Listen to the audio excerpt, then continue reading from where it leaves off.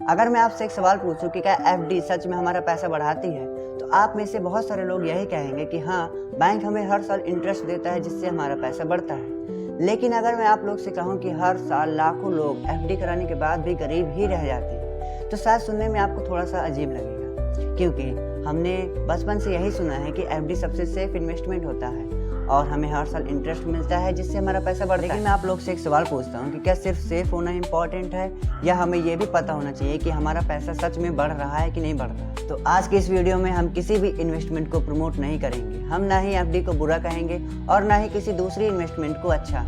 हम only fact देखेंगे कि हमारी एफडी काम कैसे करती है, बैंक हमारे पैसे का क्या करता है, उसे इंटरेस्ट कहाँ से मिलता है। और एक बहुत ज़रूरी बात, आज के समय में भी क्या एफडी एक स्मार्ट इन्वेस्टमेंट है, हम ये भी जानेंगे। सबसे पहली बात, एफडी होती क्या है। मान लीजिए आपके पास 1 लाख रुपए पड़ा हुआ है। अगर आप उस 1 लाख रुपए को अपने घर की अलमारी या किसी लॉकर में रखते हैं तो 1 साल बाद वो न बढ़ेगा न घटेगा, वही 1 लाख रुपए ही होगा। लेकिन बैंक हमसे कहता है कि आप अपने 1 लाख रुपए को हमारे पास फिक्स्ड डिपॉजिट के रूप में जमा कर दीजिए, हम उसे इंटरेस्ट के रूप में आपका पैसा बढ़ा कर देंगे। इसी को कहते हैं फिक्स्ड डिपॉजिट यानी एफडी। मान लीजिए आपने 1 लाख रुपए की एफडी 7% इंटरेस्ट पर 1 साल के लिए करा दी, तो बैंक आपको अगले साल 7,000 रुपए एक्स्ट्रा यानी 1,07,000 रुपए देगा। इस वजह से लोगों को लगता है कि एफडी हमारा पैसा बढ़ाती है और टेक्निकली ये बात सही भी है। लेकिन कहानी यहीं ख़त्म नहीं होती है। सवाल ये उठता है कि बैंक हमें इतना इंटरेस्ट देता क्यों? क्या बैंक के पास पैसे छापने की मशीन लगी हुई है? ऐसा नहीं है। ये समझना बहुत ज़रूरी है कि बैंक हमारे पैसे का करता क्या है। मान लीजिए एक दिन बैंक में 1000 लोगों ने एफडी कराई, सभी लोगों ने 1-1 लाख रुपए की एफडी करा ली, तो बैंक के पास 10 करोड़ रुपए आ गए। अब बैंक इन 10 करोड़ रुपए को अपने पास लॉकर में नहीं रखता है, बैंक इन्हें लोन के रूप में और दूसरे लोगों को देता है, जैसे कि home loan, car loan, business loan, education loan, कोई भी लोन हो, लोन के रूप में लोगों को देता है। यहीं से बैंक की असली कमाई चालू होती है। मान लीजिए बैंक ने आपका पैसा 7% इंटरेस्ट पर आपसे लिया, लेकिन वही पैसा बैंक दूसरे लोगों को 10%, 11% इंटरेस्ट पर देता है लोन के रूप में। ये जो बीच का डिफरेंस होता है, इसी से बैंक अपनी कमाई करता है और लगभग इसी एजेंडा से पूरी बैंकिंग इंडस्ट्री काम करती है। यानी आपका पैसा बैंक के पास जमा नहीं रहता है, वो पूरी कंट्री की इकोनॉमी में घूमता रहता है। बैंक उसे लोन के रूप में, जैसे home loan, car loan, business loan के रूप में लोगों को देता रहता है और इसी डिफरेंस से वो आपको इंटरेस्ट दे पाता है। लेकिन जब बैंक इतना पैसा कमा रही है तो सिर्फ एफडी में 6%, 7% का ही इंटरेस्ट क्यों देती है?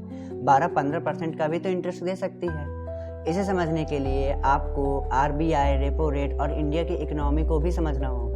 जब आप इन सब से रिलेट कर जाएंगे तब आपको असल में समझ में आएगा कि क्या एफडी सच में हमारा पैसा बढ़ा रही है या सिर्फ हमें ऐसा एहसास दिला रही है कि हमारा पैसा बढ़ रहा है। इसी बीच एक नया कॉन्सेप्ट आता है इन्फ्लेशन का, यानी महंगाई। मान लीजिए आपको एफडी पर 7% का इंटरेस्ट मिल रहा है और आप बहुत खुश हो रहे हैं, लेकिन हम एक चीज़ को इग्नोर कर देते हैं, जो है इन्फ्लेशन यानी महंगाई। यानी जो चीज़ आज 100 रुपए की मिल रही है वो अगले साल 105, 106 रुपए की हो जाती है। यानी महंगाई 5% या 6% बढ़ जाती है। मैं आपको वही 1 लाख वाले एग्जाम्पल से समझाता हूँ। मान लीजिए आपने 1 लाख की एफडी 7% इंटरेस्ट पर बैंक में जमा की 1 साल के लिए, तो बैंक आपको अगले साल 1,07,000 रुपये देगा और इसी साल इन्फ्लेशन भी 6% रहा। यानी आपने कागज़ पर तो 7,000 रुपये कमाए, लेकिन आपकी खरीदने की ताकत में सिर्फ 1,000 रुपये का ही फर्क पड़ा। इसी को कहते हैं रियल रिटर्न, यानी इन्फ्लेशन हटाने के बाद जो रियल इनकम होती है उसी को कहते हैं रियल आउटकम, जो आपका 1,000 ही रहा। अब इसमें टैक्स भी जोड़ लीजिए, मतलब आप जिस टैक्स स्लैब में आते हैं आपको एफडी इंटरेस्ट पर उस टैक्स स्लैब को भी हटाना होगा। यानी आपको 7,000 का पूरा इंटरेस्ट नहीं मिलेगा, आपको टैक्स भी कटाना पड़ेगा। यानी आपकी रियल परचेजिंग पावर और भी कम हो जाती है।